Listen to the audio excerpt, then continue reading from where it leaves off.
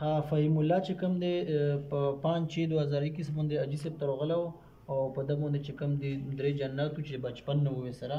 نن چونکې د زنانو ورځ ده نو حاجي صاحب چې کوم دی زنانو کې مصروف دی دا یې دوباره چیک کړ نو دا ټیک شوی دی په 22/6/2022 باندې نن راغی نو دا ماشاءالله ټیک شوی دی. موږ د والي صاحب نه پوښتنه کوو چې دا لا مخکې څه تکلیف و اوس څنګه دی؟ ته د مخکې دا تکلیف و چې دی مدرسې ته به هم نه ته او سبق به یې په نښم کې دی خو دی په ټکي نه پوهېده. بیا څه ټایم بعد په ده داسې یو چپه راغله هغه هم چاړه ګانو ډېرې تانګ کړم او دا به یې وایي چې دا په جناتو موږ راغلي او دې بیخي داسې کړي کله به یې په ملا دړو کله به یې پړه دړو موږ ته بیا دا حاجي صاحب چې وښودو دوی له راغلو خو ده به دا یو خبره کوله چې موږ په جادو په اثر په دغه راغلي خو ډېر تکلیف و ده ته بس